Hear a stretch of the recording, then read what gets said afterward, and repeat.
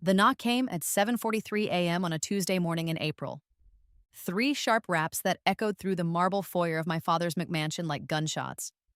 I was already awake, had been for hours, sitting in the breakfast nook with a cup of coffee that had long gone cold. My hands didn't shake. My breathing remained steady. I'd been waiting for this moment for exactly 97 days. "Who the hell is at the door at this hour?" My father's voice boomed from upstairs, followed by the sound of his heavy footsteps on the landing. He appeared at the top of the stairs in his silk pajamas, the ones that cost more than most people's monthly rent. His face twisted in the perpetual scowl he wore before his first whiskey of the day. The knocking came again, louder this time. "Federal agents, open up!" I watched the color drain from his face. It happened in stages. First, the angry red faded to pink, then to a sickly pale, and finally to an almost greenish hue that reminded me of spoiled milk. His mouth opened and closed like a fish gasping for air. "Federal agents?" he whispered, looking at me as if I might somehow explain this away, as if I might save him. I took a sip of my cold coffee and said nothing. He stumbled down the stairs, nearly tripping over his own feet in his haste. Through the frosted glass panels beside the door, I could see the shadows of at least 6 people. My father's hands shook as he reached for the deadbolt. "Mr. Richard Hawthorne?" The agent at the front was a woman with steel gray hair pulled back in a severe bun. She held up her badge. "I'm Special Agent Patricia Mills with the Internal Revenue Service Criminal Investigation Division. We have a warrant to search these premises and seize assets in connection with multiple years of tax evasion."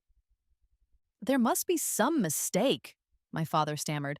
"I pay my taxes. I have an accountant." "Your accountant, Mr. Jeffrey Lindell, is currently in federal custody," Agent Mills interrupted. "He's been very cooperative. May we come in?" It wasn't really a question. The agents flooded past him like water through a broken dam.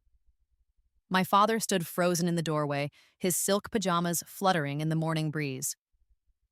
"Mia," he called to me, his voice cracking. "Call Harrison. Call my lawyer. Call someone." I set down my mug with deliberate slowness. "I don't think Harrison can help you with this one, Dad." The look he gave me then, confusion mixed with the first stirrings of suspicion, was almost worth everything that had come before. Almost worth dying for. But I'm getting ahead of myself. To understand why I sat there drinking coffee while federal agents dismantled my father's empire piece by piece, you need to know how I got here.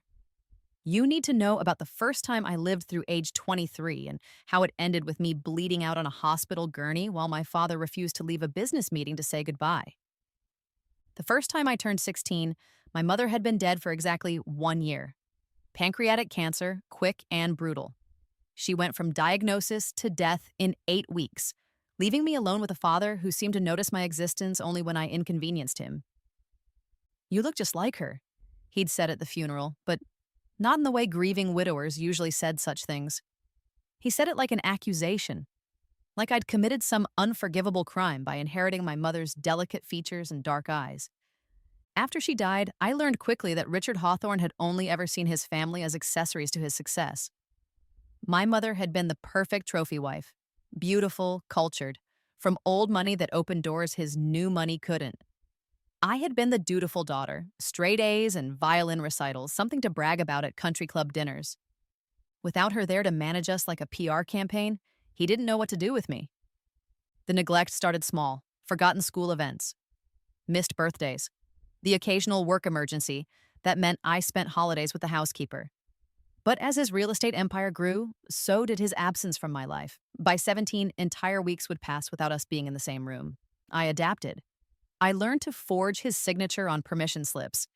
I figured out how to manage the household staff because someone had to make sure the bills got paid and groceries got ordered. I became an adult out of necessity, running a household at an age when my classmates were worried about prom dates. The financial abuse started during my senior year of high school. My college fund, the one my mother had set up when I was born, that should have had 18 years of growth, was mysteriously tied up in investments. He promised it would be available when I needed it. It wasn't. "Take out loans like everyone else," he said when MIT's acceptance letter arrived along with the tuition bill. "It'll teach you responsibility." I watched him buy a third vacation home the same week he told me he couldn't afford my textbooks. But I persevered. I took out crushing student loans. I worked 3 jobs to afford a closet-sized apartment in Cambridge. I survived on ramen and stubbornness, determined to become a doctor like my mother had always dreamed. The theft became more blatant during college. The savings bonds my grandparents had left me mysteriously matured early and were cashed out for tax purposes. The small inheritance from my great aunt somehow needed to be restructured through his accounts. Even the money from my mother's life insurance policy, which explicitly named me as beneficiary, got tangled up in his web of shell companies and real estate deals. "I'm investing it for you," he'd say whenever I asked. "You'll thank me when you're older." I never saw a penny. I graduated summa cum laude despite everything. Got into Harvard Medical School despite everything. I was going to be a pediatric surgeon despite everything. The call came during my 3rd year of residency. I was 30 hours into a shift, running on coffee and determination, when my phone buzzed. Unknown number. "Miss Hawthorne, this is St. Mary's Hospital. You're listed as Richard Hawthorne's emergency contact. He's had a heart attack." I should have felt something: fear, concern, even anger. Instead, I felt tired. I drove to the hospital in a daze, found him in the cardiac unit, hooked up to machines, looking smaller than I'd ever seen him. The doctor pulled me aside. "He needs surgery, triple bypass. But there's a complication with his insurance. It seems there's an issue with payment authorization." That's when I learned the full extent of it. My father, the great Richard Hawthorne with his marble mansions and luxury cars, had been playing a shell game with his finances for years. Moving money between accounts, hiding assets, dodging taxes. His insurance was through a company that technically didn't exist. His assets were all tied up in trusts and offshore accounts. "I need you to sign these papers," he wheezed from his hospital bed. "Power of attorney, just temporary, so I can move some funds around." I stared at the papers, at this man who had stolen my childhood, my inheritance, my mother's last gifts to me, who had built his empire on the foundation of his family's sacrifice. "No!" "What do you mean, no? I'm your father." "You're right," I said. "You're my father. And fathers are supposed to protect their children, not rob them blind." I left the hospital, went back to my shift, tried to pretend that I hadn't just signed my father's death warrant. He didn't die. His lawyer, the one he could still afford, managed to untangle enough money for the surgery. But the stress of the investigation that followed, the federal agents who started sniffing around his accounts, the audit that uncovered years of tax evasion, it wore him down. Our last conversation was 2 weeks before I died. He called from his office, drunk and rambling. "You did this," he slurred. "You called them. You reported me." "I didn't," I said truthfully. I hadn't needed to. His house of cards was always going to collapse. I just refused to prop it up anymore. "I should have known," he continued. "You're just like your mother, weak, ungrateful. I gave you everything. You gave me nothing but debt and disappointment. I made you strong. Everything I did made you who you are. Everything you did made me an orphan with a living father." He hung up. It was the last time we spoke. The accident happened on a Tuesday. I was driving home after a 36-hour shift, exhausted beyond measure. The other driver was texting. He ran the red light doing 60. I remember the impact, the sound of crushing metal, the taste of blood, the coldness creeping in from my extremities as I lay trapped in the wreckage. The EMTs working frantically above me. The ride to the hospital, sirens wailing. I remember asking them to call my father, giving them his number, begging them to tell him I was dying, that I needed him, that I was scared. He was in a meeting, an important one, his secretary said. Something about liquidating assets before the IRS could freeze them. Could he call back later? I died at 3:47 p.m. on a Tuesday afternoon, alone, except for a nurse who held my hand and whispered that everything would be okay. Except it wasn't the end. I woke up screaming. Not in a hospital bed, not in some ethereal afterlife, but in my childhood bedroom. The same Laura Ashley wallpaper my mother had picked out, the same white furniture with gold trim, the same stuffed rabbit on the pillow beside me. My hands were smaller, smoother. No calluses from years of sutures. No scars from the accident. The door burst open. Mia, honey, what's wrong? My mother, my dead mother. Standing in the doorway in her blue silk robe, her face creased with concern but alive. Beautifully, impossibly alive. Mom? My voice came out high and young. What day is it? April 15th, she said, coming to sit on my bed, her hand cool against my forehead. You don't have a fever? Bad dream? April 15th, tax day. The irony wasn't lost on me. What year? She frowned. 2009. Honey, are you feeling okay? I was 15. My mother had 6 months left to live, and though she didn't know it yet, the cancer was probably already growing inside her, silent and deadly. I threw myself into her arms and sobbed. The next months were a blur of desperate action and careful planning. I couldn't save my mother. I tried everything, pushed for earlier screening, begged her to see specialists. But pancreatic cancer in 2009 was still a death sentence, and my 15-year-old self had no credibility when I tried to warn about symptoms that hadn't appeared yet. I watched her die again, held her hand as she slipped away, listened to her tell me to be good for my father, to take care of him. This time, I knew better than to try. After the funeral, after the guests left and my father retreated to his study with a bottle of bourbon, I sat down at my computer and began documenting everything I remembered. Every financial crime, every hidden account, every tax dodge, every stolen inheritance. But more importantly, I remembered the dates. The specific, crucial dates that had shaped his downfall in my first life. April 15th, 2014. The tax deadline he would miss because he was too busy closing a massive real estate deal to remember his accountant was in the hospital with a heart attack. The same accountant who had been automatically filing extensions for him for years, who hadn't set up any fail-safes, who kept all the records in his head in his home office. In my first life, my father had scrambled to file late, had paid the penalties, had thought nothing more of it. But the late filing had triggered an audit. The audit had uncovered discrepancies. The discrepancies had led to investigations. This time, I wouldn't remind him.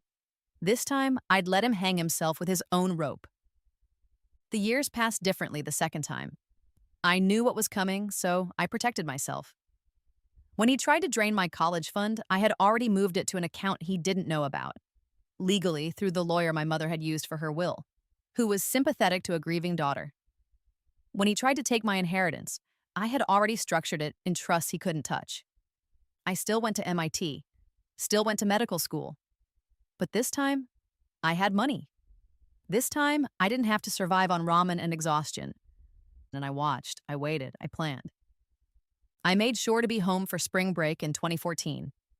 Made sure to be around as April approached. His accountant, Jeffrey, had his heart attack right on schedule, March 28th.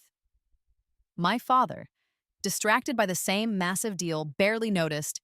Dad, I said on April 10th, casual as could be, I saw Jeffrey's wife at the store. She said he's still in the hospital. He'll be fine, my father said, not looking up from his phone. He's tough as nails. Doesn't he usually handle your taxes? It's taken care of. It wasn't taken care of. I knew it wasn't. In my first life, he'd discovered the oversight on April 16th, when Jeffrey's wife called to say her husband was asking about the filing from his hospital bed. This time, I made sure she had other things to worry about. I sent flowers. I visited. I kept her busy with conversations about recovery and rehabilitation. Small delays that would make all the difference. April 15th came and went. My father, consumed by his deal, never noticed April 16th, 17th, 18th. The days ticked by. Each one added penalties. Each one compounded the crime of not just failing to file, but failing to pay quarterly estimates for the past year. Jeffrey had always handled those automatically. My father had never even known when they were due. By the time he realized it was May, the deal was done. $100 million development that would have set him up for life if he'd had a life left to live. Where the hell is Jeffrey? He screamed into his phone. What do you mean he's in rehab? What do you mean he can't talk? I watched him spiral. Watched him try to reconstruct years of finances without the man who had been cooking his books. Watched him discover that Jeffrey had been hiding more than just tax fraud. He'd been hiding the entire house of cards that kept my father's empire standing. Mia, he said one night, drunk and desperate, you're smart. You understand numbers. Help me figure this out. I looked at him, this man who had stolen my future once, who had let me die alone, and felt nothing but cold satisfaction. I have exams, I said. I'm sure you can handle it. You're Richard Hawthorne, after all. The IRS moves slowly until it doesn't.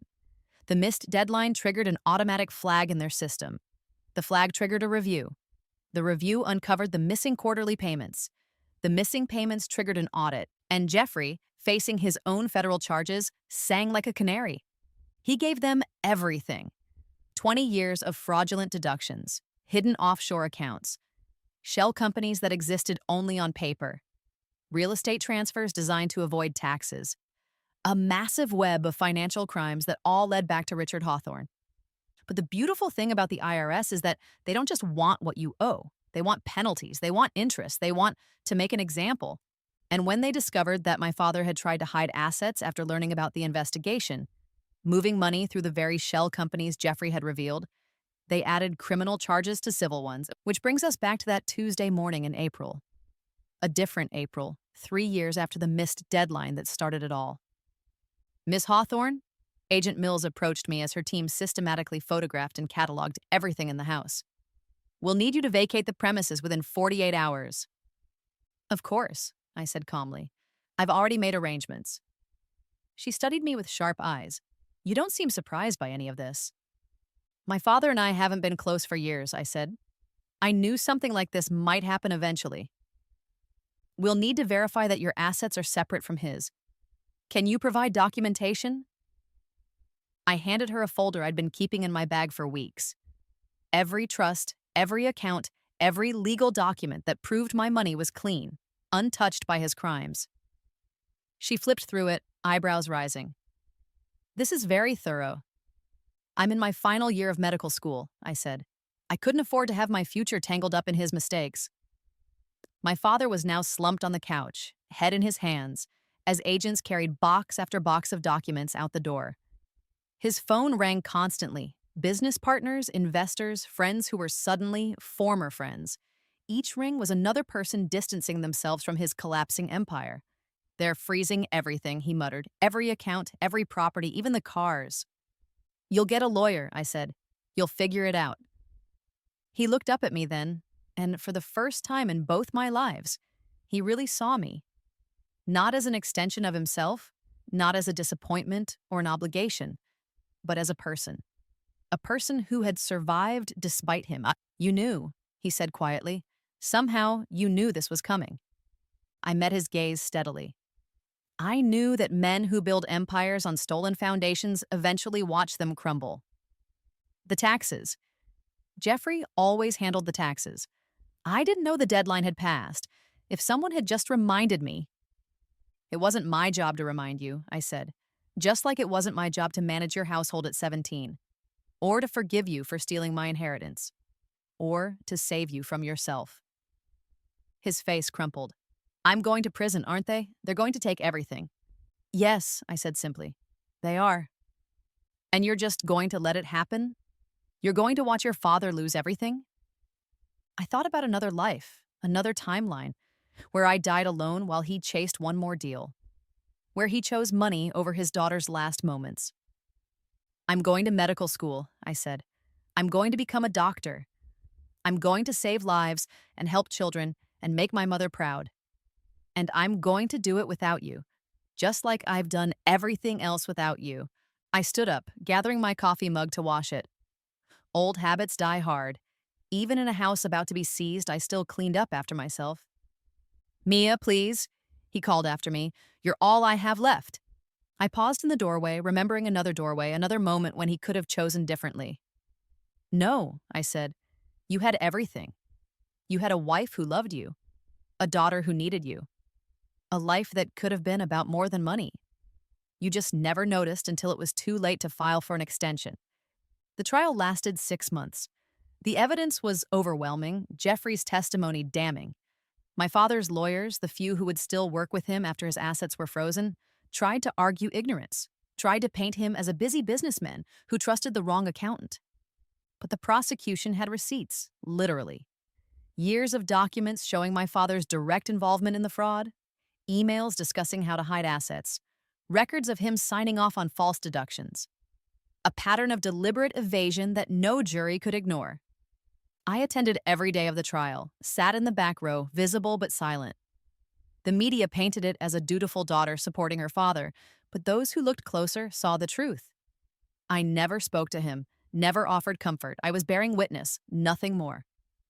The day they convicted him on all charges, tax evasion, fraud, conspiracy, money laundering, he looked back at me from the defendant's table.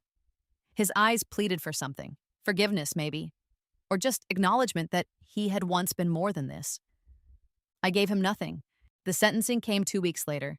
15 years federal prison, forfeiture of all assets, restitution payments that would follow him for the rest of his life if he ever made another penny. "Do you have anything to say to your daughter?" a reporter asked him as they led him away in handcuffs. He looked at me one last time. "I'm sorry," he said, "for all of it." They were the first honest words he'd spoken to me in either lifetime. They were also far too late.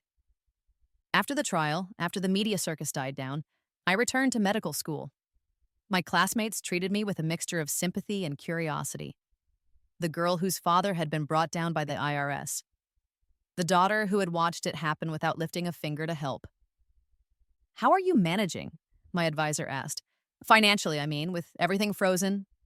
"I'm fine," I assured her. "My assets were always separate. My mother made sure of that." It was partially true. My mother had tried to protect me, but it was my second chance at life that had truly saved me. The knowledge of what was coming, the ability to prepare. The estate auction happened on a Saturday. Everything my father had accumulated over the years sold to the highest bidder. The houses, the cars, the art collection he'd never looked at, the wine he'd never drunk. All of it converted to cash to pay his debts to society. I attended that too. Stood in the back as strangers pawed through the remnants of his empire. I wasn't there to gloat. I was there to buy one thing. "Lot 447, the auctioneer announced. A collection of family photographs and personal effects. Starting bid $50. No one else bid. Who wanted the personal memories of a convicted criminal?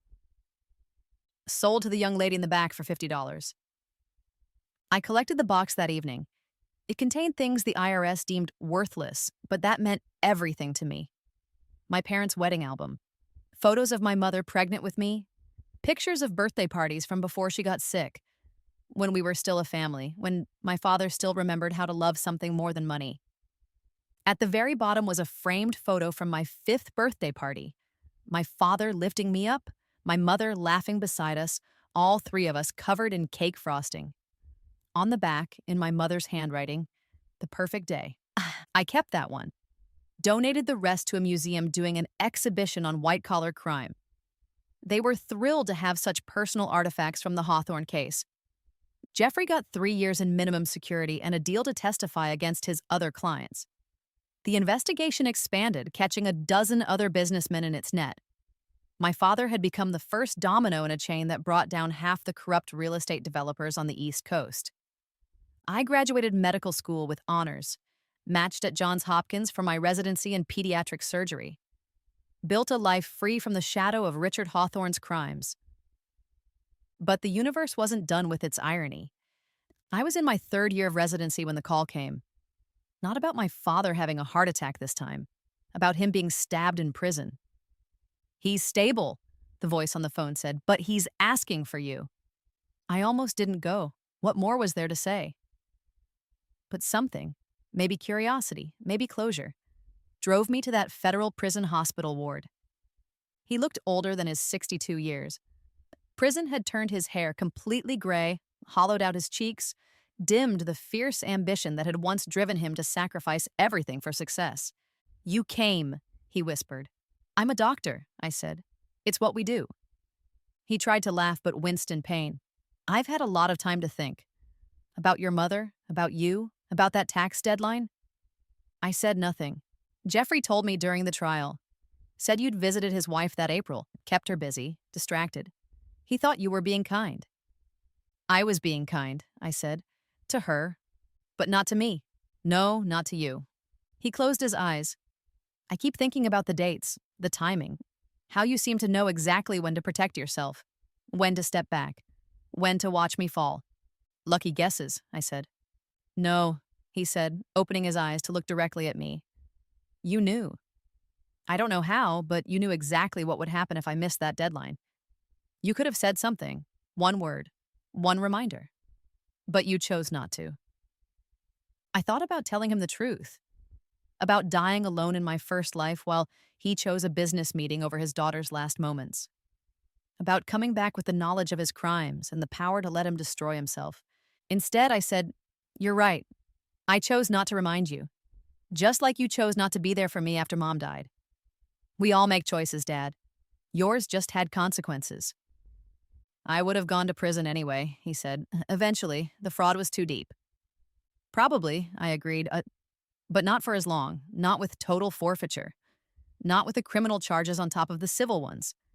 Missing that deadline, trying to hide assets after, it turned a manageable disaster into complete destruction. And you let it happen. I let you do it to yourself. There's a difference. He was quiet for a long moment. Your mother would be ashamed of you. My mother, I said coldly, would be alive if you'd noticed her symptoms earlier, if you'd taken her to her appointments instead of sending her with the driver, if you'd been a husband instead of a CEO. So don't you dare invoke her name to manipulate me. The words hung between us like a blade. Finally, he spoke again. I have 8 more years. If I survive them, I'll be 70. No money, no friends, no family. You'll have exactly what you left me with, I said. Nothing but the consequences of your choices. Will you ever forgive me? I thought about it, really thought about it. In my first life, I died hating him. In this life, I'd watched him fall with satisfaction. But hatred and satisfaction weren't healing. They weren't peace. Maybe, I said finally, when your sentence is done, when you've paid your debt, when you've actually changed instead of just regretting that you got caught. Maybe then, that's more than I deserve. Yes, I agreed, it is. I left the prison that day and didn't look back. Threw myself into my work, into saving children, into becoming the doctor my mother had dreamed I'd be. I dated a fellow resident who knew nothing about my father, except that we were estranged. I adopted a dog. I bought a small house with a garden. I built a life. The news of my father's release came via email from the Bureau of Prisons. He'd served his full sentence, no early release for the man who'd tried to hide assets from the IRS. He was 71, freed into a world that had moved on without him. He didn't contact me. I didn't contact him. But I kept tabs. He got a job at a grocery store, one of the few places that would hire an elderly ex-convict. He lived in a halfway house, then a small apartment. He attended court-mandated therapy. It was my grandmother's birthday. She would have been 95 when I saw him again. I was visiting her grave, bringing her flowers like I did every year, telling her about my life, my practice, the children I'd saved. He was 3 rows over at my mother's grave. Older, thinner, wearing a cheap jacket from Goodwill. He was pulling weeds from around her headstone, planting fresh flowers, daisies, her favorites. The groundskeepers are supposed to do that, I said. He looked up, surprised but not shocked, like he'd been expecting me to appear eventually. They don't do it right, he said. She always liked things just so. I watched him work, his hands careful and methodical. Prison had taught him patience, apparently. Or maybe losing everything had taught him to value what remained. I come every week, he said. Talk to her, apologize. Try to explain how I became someone she wouldn't recognize. And what does she say? Nothing, but I like to think she forgives me. She always did, even when I didn't deserve it. That was her weakness, I said. No, he said, standing up, brushing dirt from his knees. That was her strength. I just never understood the difference. We stood there, 2 people who had once been father and daughter, who were now strangers connected by graveyard dirt and shared loss. I got your letter, I said finally. He'd sent it 6 months earlier. 8 pages of apology, of explanation, of accountability. No excuses, no justifications. Just an old man trying to understand how he'd destroyed everything he should have treasured. I didn't expect a response, he said. I know. I work at Kroger now, produce section. I make $12 an hour. I live in a studio apartment.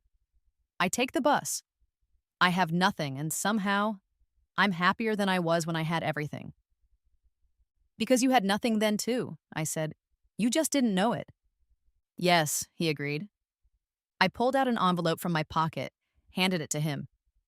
What's this? A check, not much. Enough for a used car, maybe some better clothes. Call it a graduation present. Graduation. From prison. From your old life. From the man who would let his daughter die alone while he closed a deal. His hands shook as he held the envelope. I don't deserve... No, you don't. But Mom would want me to, and I'm trying to be more like her and less like you. It was cruel, but it was also true. He nodded, accepting the blow. Thank you, he said. Don't thank me. Live better, be better, prove that the last 15 years meant something. I'm trying. I know. I turned to leave and then paused. I'm getting married next spring. He's a good man. A pediatric oncologist. He saves children with cancer. Like your mother wanted to do. Yes. Would you send me a photo after? I thought about it, about cycles and second chances and the weight of carrying hatred forever. Maybe, I said. We'll see. I left him there with my mother, with his regrets, with a check that represented more grace than he'd ever shown me. I drove back to my life, my fiancé, my practice, my future. 2 weeks later, I received a package. Inside was the photo from my 5th birthday party, the one I'd donated to the museum. He'd bought it back somehow, spent money he didn't have to return it to me. The note attached said simply, "This belongs with you. Your mother was right. It was a perfect day." I kept the photo, put it on my desk next to pictures of the children I'd saved, the life I'd built, the man I was going to marry. A reminder that even perfect days end, that even good fathers can become monsters, that even monsters can sometimes find redemption. But mostly it reminded me that I had survived, that I had won. Not through the dramatic revenge I'd orchestrated, but through the simple act of building a life worth living. The IRS had taken everything from Richard Hawthorne, but I had taken something more precious, his assumption that I would always be there to save him, to enable him, to sacrifice myself for his success. I'd taken back my life, both of them. The wedding was in May, a small affair in my fiancé's parents' backyard. His family had embraced me completely, giving me the warmth I'd been missing since my mother died. As I stood there in my wedding dress, simple, elegant, nothing like the elaborate production my father would have demanded to impress his business associates, I felt my mother's presence. My father wasn't there. I hadn't invited him. But I'd sent him a photo afterward, as promised. Just one. Me and David under the apple tree, laughing at something his sister had said, covered in flower petals his nephew had thrown with too much enthusiasm. He sent back a single line. "You look just like her. Beautiful." This time it wasn't an accusation. Years passed. I had children, twin boys who had their father's kind eyes and my determined chin. I built a practice specializing in pediatric liver surgery. I saved lives. I lost some too, held parents while they cried, learned that sometimes all the skill in the world couldn't fight fate. My father remained on the periphery of my life. Annual Christmas cards with photos of the boys, occasional updates about milestones. He never asked to meet them. I never offered. But he sent them savings bonds every birthday, small amounts, $25 or $50, whatever he could afford from his grocery store salary. Clean money, honest money. "Who's this from?" my son asked on their 7th birthday, holding the envelope with careful hands. "Someone who's learning to be better," I said. It was during the pandemic that everything shifted. The world went into lockdown and suddenly everyone was re-examining what mattered. I was working 18-hour days trying to save children whose immune systems couldn't fight the virus. David was doing the same in oncology. The boys were with his parents, safe but confused why mommy and daddy couldn't come home. The call came at 3 a.m. Not about my father this time, about Jeffrey. He was dying. COVID had destroyed his lungs, and he wanted to confess. To me, specifically, I didn't want to go. I had no forgiveness for the man who'd helped my father steal my inheritance. who'd enabled years of fraud. But something, maybe medical duty, maybe curiosity, made me put on my PPE and visit his isolation room. I know about the rebirth, he wheezed through the ventilator mask. My blood went cold. I don't know what you mean. The dates, the knowledge, the way you knew exactly what would happen. My wife told me about your visits, how you asked specific questions about specific times, like you already knew the answers. You're hypoxic, I said, confused. No. Listen, I've been thinking dying gives you clarity. You knew about April 15th. You knew I'd be in the hospital. You knew your father would forget. You knew because somehow you'd lived it before. I said nothing, just watched his oxygen levels drop on the monitor. I helped him steal from you, Jeffrey continued. Your college fund, your inheritance, all of it. I structured it, hid it, made it legal enough that you couldn't fight it. I'm sorry. I'm so sorry. It doesn't matter now. It does, because I need to tell you something about your mother. That got my attention. What about her? She knew. About the fraud, the hidden accounts, all of it. She came to me 3 months before she died. She wanted to protect you. My heart raced. What did she do? She set up a trust, hidden, in the Caymans, completely separate from your father's empire. She liquidated assets he didn't know about. Jewelry, art, family heirlooms from her side. Put it all away for you. It's been sitting there, growing, waiting. That's impossible. I would have known I caught myself. In your first life, he said, his eyes knowing. Maybe you died before it matured. Maybe I never told you because I was already in federal prison. But it's there. Account number 447-891X, Bank of Georgetown. 21 years of compound interest on $2 million in seed money. $2 million? My mother had hidden $2 million for me. Why tell me now? Because I'm dying. Because you let your father hang himself when you could have saved him. And I understand why. Because justice isn't just about punishment. It's about restitution. He died 2 hours later. I held his hand at the end, not for him, but for his wife, who couldn't be there. Even monsters deserve not to die alone. I'd learned that the hard way. The Cayman account was real. $47 million after 2 decades of growth. My mother's final gift delivered by the man who'd helped steal everything else. I could have kept it all, hidden it like my father had hidden his assets.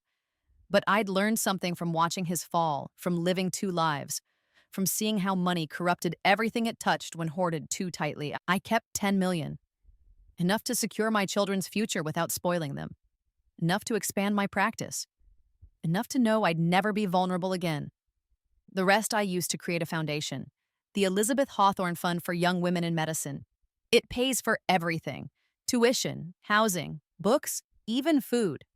For girls who remind me of myself the first time around, drowning in debt while their families fail them.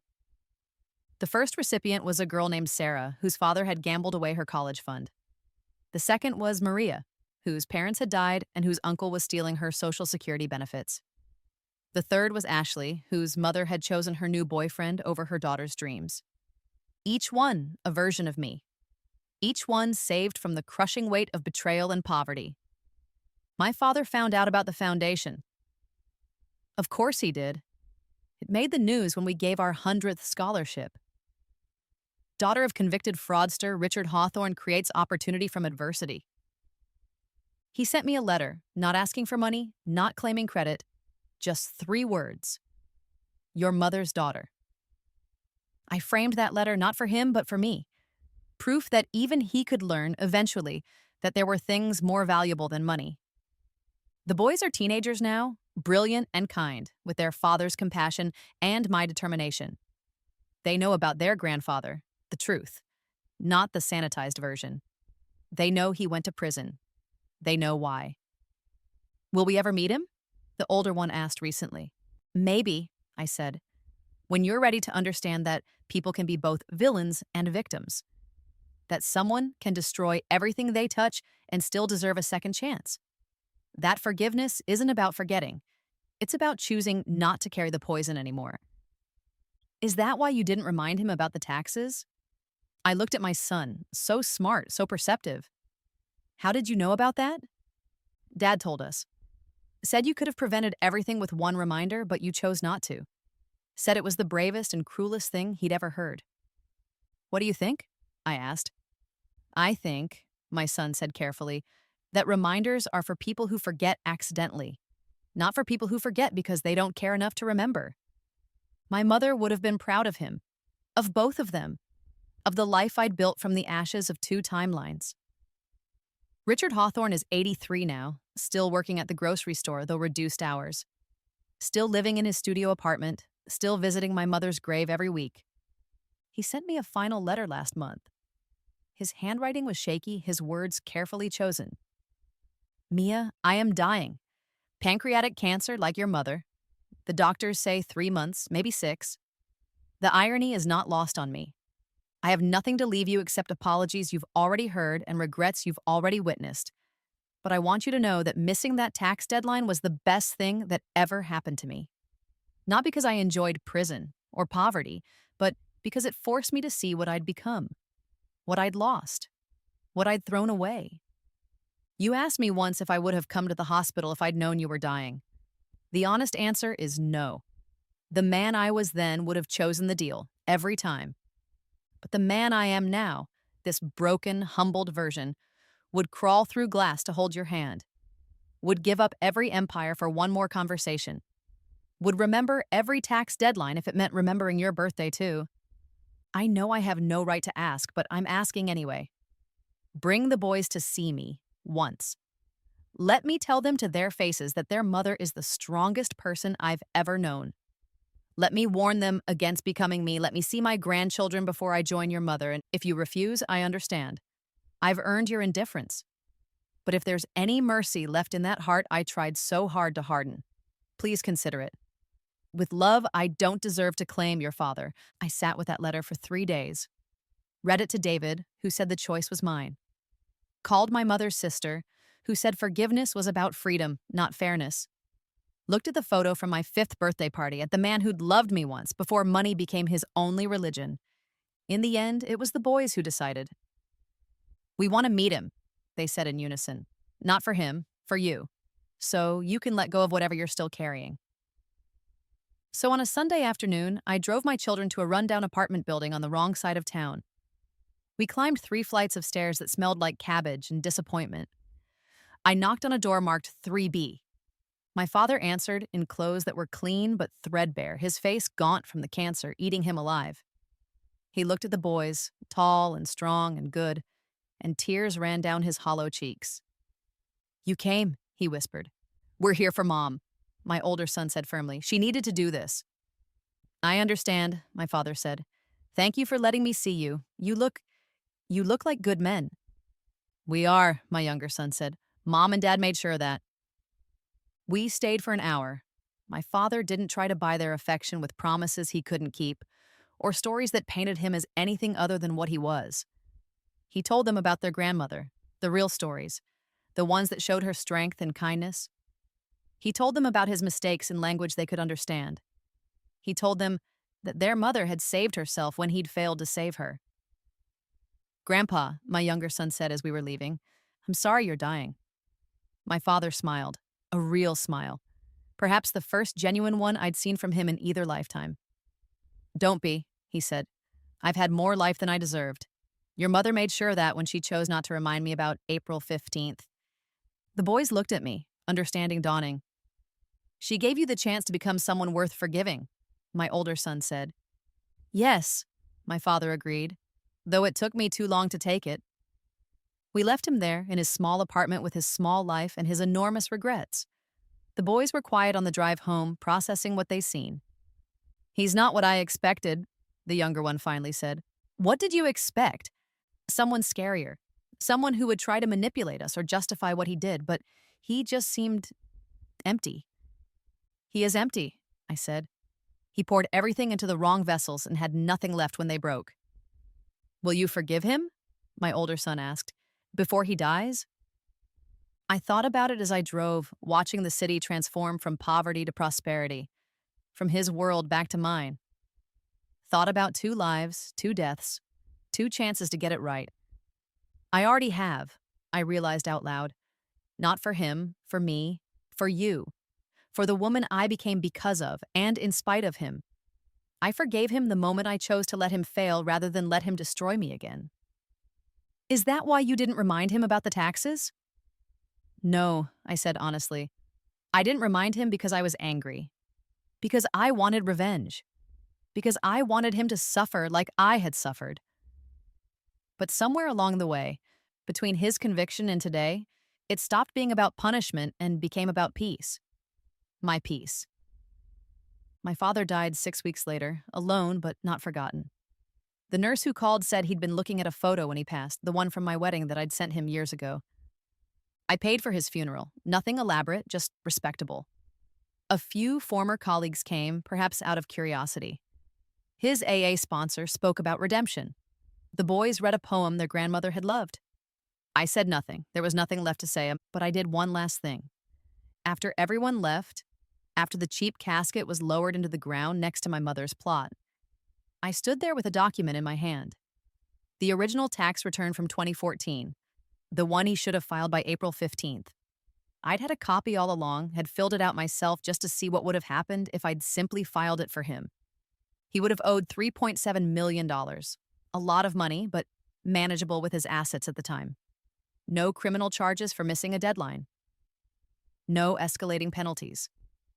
No desperation that led to hiding assets. No federal investigation that uncovered decades of fraud. Just a bill, one he could have paid and moved on from. I lit the document on fire with my mother's silver lighter, the one thing of hers I'd managed to save from the estate sale. Watched it burn down to ash, let the wind carry the pieces across both their graves. For what it's worth, I said to the headstone, I'm sorry too. Not for what I did, but for what we became to each other. Rest now. It's over. And it was. I went home to my family, to my life, to the future I'd built from the ashes of the past. The boys were doing homework at the kitchen table. David was making dinner, normal, blessed, untainted by the poison of greed and betrayal. How was it? David asked, kissing my forehead. Final, I said. That night, I dreamed of my first death again. But this time, I wasn't alone. My mother was there, holding one hand. And strangely, my father was there too. Not the man he'd been, but the man he could have been. The one from the birthday party photo. The one who'd loved us more than money. You did good, baby, my mother said. You did what you had to do, my father added. I destroyed you, I told him. No, he said. You gave me the gift of consequences. Without them, I would have died rich and damned. Instead, I died poor and partially redeemed. That's worth more than all the empires I built. I woke up crying. David held me while I sobbed, for the father I'd had, the father I'd lost, the father he'd never become, and the one he'd tried to be at the end. The next morning, there was a package on my doorstep. No return address, but I recognized the handwriting. Jeffrey's widow. Inside was a letter and a key. Mia, Jeffrey left instructions that this be sent to you after your father's death. He said you would understand. Patricia. The key was to a safety deposit box. Inside the box was another $40 million. Not my mother's money this time, my father's. Hidden in an account Jeffrey had set up before the IRS investigation, squirreled away in case of emergency. Money my father had never known existed. Money that should have been seized but had slipped through the cracks. There was a note in Jeffrey's handwriting. Your mother made me promise to protect this for you. She knew what your father was, what he would become. This was her insurance policy. Money he thought was his, but was always meant to be yours.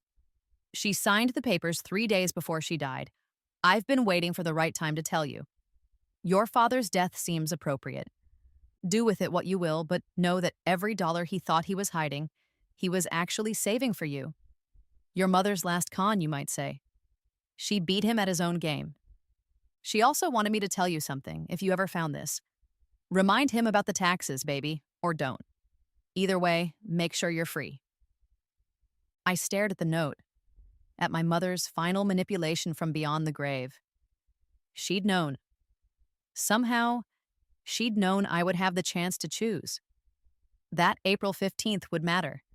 that I would need permission to let him fall, or maybe she'd just known her daughter, known that I would need to break free from his shadow one way or another, that I would need to watch him lose everything to understand that everything wasn't worth losing. I took the money, used it to expand the foundation, to save more young women from the cycles of poverty and betrayal, named the new scholarship program after both my parents, the Elizabeth and Richard Hawthorne Second Chance Fund, because that's what we all need in the end. Second chances, the opportunity to choose differently, to file on time or let the deadline pass, to save someone or let them save themselves, to forgive or forget or simply move forward. I got 2 lives. My father got one, but lived it twice. Once as a king of a crumbling empire, once as a pauper, learning the value of what he'd lost. My mother got half a life, but left ripples that lasted decades. The IRS got their money with interest and penalties. Jeffrey got his conscience cleared before dying. The boys got a cautionary tale and a trust fund. David got a wife who understood that love and money were different currencies entirely. And me? I got free. Free from the weight of revenge, the burden of hate, the cycle of abuse. Free to live without looking over my shoulder at the shadow of Richard Hawthorne's crimes. Free to be the doctor, mother, wife, and woman my mother had dreamed I'd become. All because I didn't remind my father about his tax deadline. All because I chose myself over him, just once, at exactly the right moment. The IRS seized everything he had, but they gave me everything I needed. The chance to watch him become human again, too late to matter, but soon enough to forgive. And in the end, that's worth more than all the money hidden in all the offshore accounts in the world, and it's worth peace.